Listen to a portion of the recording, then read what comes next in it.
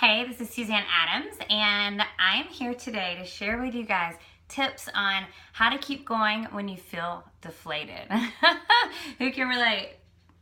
I can. So, anytime you are writing a book or launching your heart-centered business or really trying to do something that is going to have a greater impact on the world, it's real easy for our egos to flare up and tell us that we're never going to make it, we're not good enough, who do you think you are, why would anyone buy that from you, why do you think you can be an author, who's ever going to read your book, who's going to come to your book signings.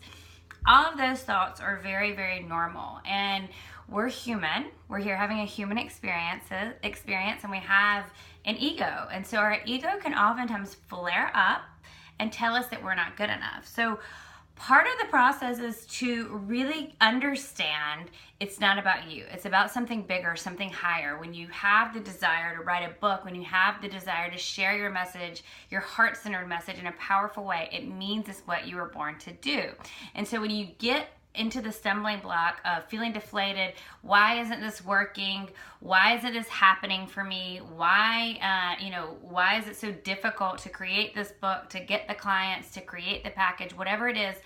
You have to get out of the space of why me and into the space of what are the words that I have to say? What impact is that going to have on this planet? What impact is that going to have on the girl who's just like me 5 years ago? You have to think, what do you want and why? Okay, so I created a PDF with all of these things, but I'm going to take you through them today too. So what do you want and why? You have to really think about that. So for me, when I was writing my book, Musings of an Earth Angel, what did I want and why? What was the why behind that book? The why behind that book was, I believe that we're in the middle of an awakening, a worldwide awakening. And the veil is thinning and people are starting to have experiences of wanting more, experiences of divine communication, experiences of always just feeling like they're going through the motions without clarity, without fulfillment. And my mission is to really teach people how to tune in to their life purpose, how to tune into their divine gifts, and how to reach their highest level of happiness and fulfillment. And so I believe there are a million amazing self-help books out there, okay? But I wanted to write something that was mystical and magical, where people would get lost with the character and journey with her, and then realize that they're also learning about self-love and higher power and greater purpose and life purpose and happiness and energy and all of these cool things and cool tools that we get to use here. So for me, you can see like I'm lit up even talking about it. So if there was a time where I would get frustrated or think that the book was never going to come out, or who was ever going to read it, or how was it going to be a success, I would really go back to, what do I want and why? What is the big why for this, okay?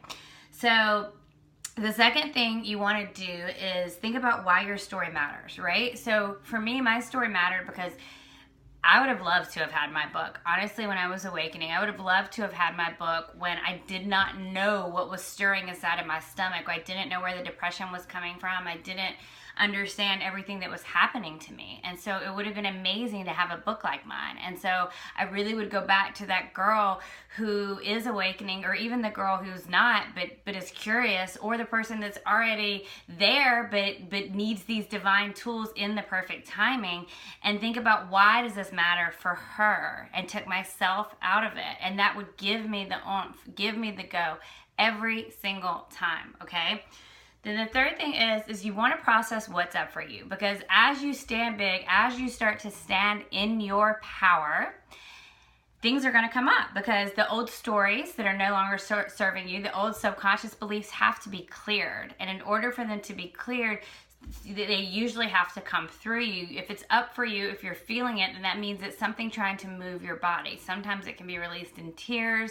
Sometimes if you just go to yoga or go to the gym, you can sweat it out. Sometimes you can get out your journal and just write it out. It just depends. We're all different, and depends on what process works for you. So you can do trial and error to figure it out. And you really want to honor what's up for you. Honor that you're going through a growth cycle and you're releasing the old stuff, the old stories, that voice telling you that you're not good enough is going away. And so you allow it to move through you and then reframe it into what what does matter. Yes, my book is here to serve the world.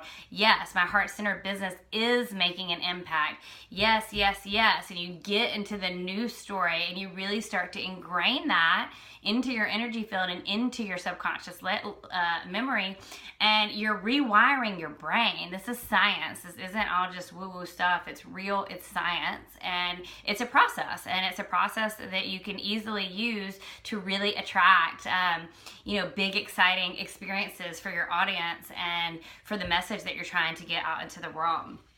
And so if you take these tools and you really put them into play when you get into the story of why am I doing this? Who even cares? This is harder than I thought it would be. This is taking a lot of energy and effort. You get out of that story and you get into the story of, yes, this is what I was born to do. These are the people that I'm going to serve. This is the girl that has to read my book. I'm going to save these people all of this angst that I went through this story, through this blog I'm writing, through the story that I'm going to stand on a stage and tell. And you get into that space, witness your stuff, what's up for you, process it first, then witness it, understand it's not your truth, and reframe it, and then go big and stand in that power. So I hope that this serves you. Grab the PDF, and the PDF will help you through these steps and give you some tools to process. So grab the PDF, and I'll see you next time. And remember, the world's waiting on your voice.